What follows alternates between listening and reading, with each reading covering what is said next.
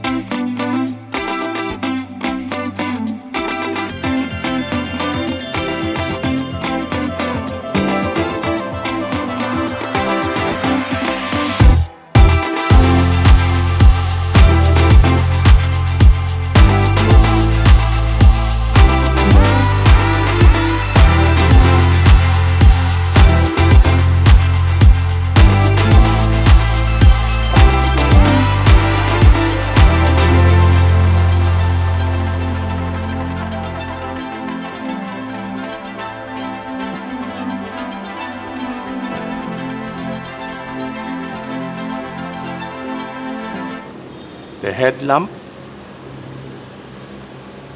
the front grille,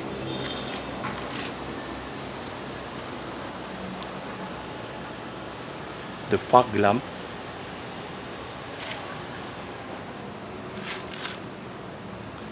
it looks exactly the same. So this video we will look at some of the differences also of the E and the other variant. One big difference is the tire. The tire is 195 60 R16. This is 16 rim, and the G and the other version is 17 rim. So that's one difference between the E and the other variant. But the design is the same, I think, only the size.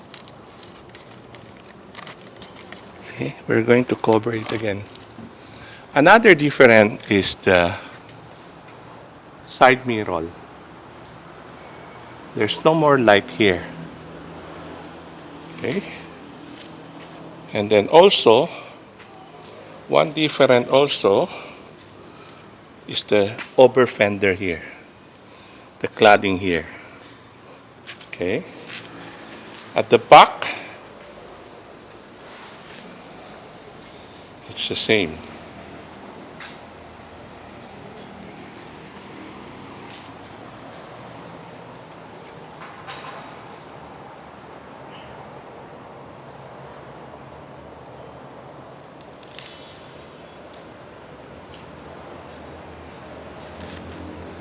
Two sensor, a rear camera, and big space.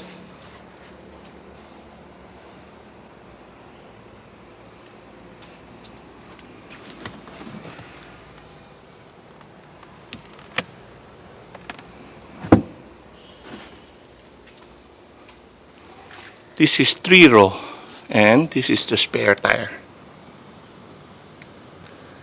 To remove the spare tire, this is where you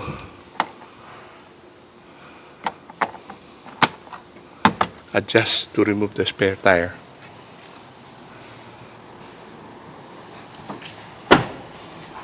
Now let's look at the passenger seat. Cup holder, door control, different color trim, and bottle holder. And this is the leg room. Let's look at the... Okay, let me remove this. It's leather here and suede here combination. And I'm going to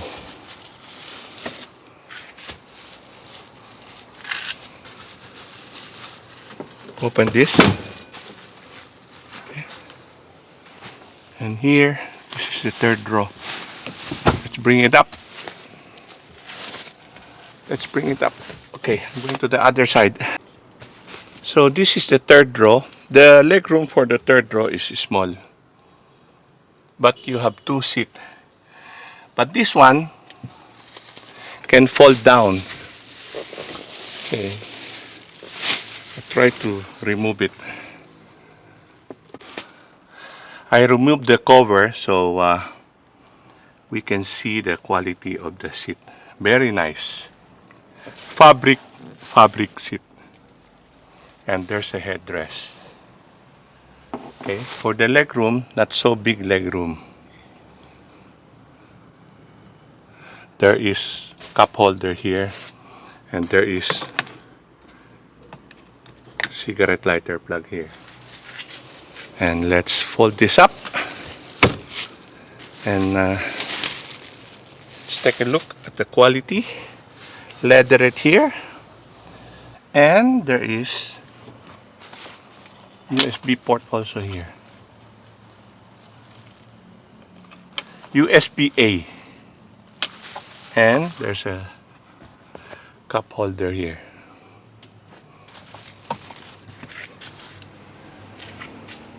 And also here, cup holder, bottle holder. Now I'm going inside. Very nice trim. You can see plastic, leatherette, control for the window, side mirror, door, and there's a carbon fiber like material here. Cup holder or bottle holder here, and this is a cup holder here. And let's take a look at the quality of the seat. Very nice quality also. Okay, manual control for the adjustment. It's manual control. Okay, I'm going inside. It's push button start ready. There's a sensor where you could see if the rear passenger have seatbelt or not. And here, okay, the aircon is too high. We will reduce the aircon. And this is the display where you could change the display. You could change the design. 1, 2, 3, 4. This is the control here. This is the stereo control, the signal light here, and the wiper here. This is the control for the aircon, temperature, fan. Okay, and this is the entertainment system.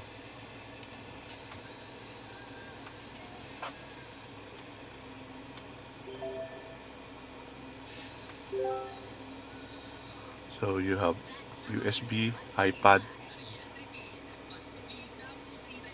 and I'm going to reduce the volume.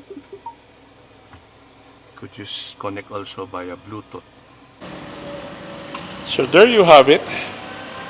This is the Veloz E variant.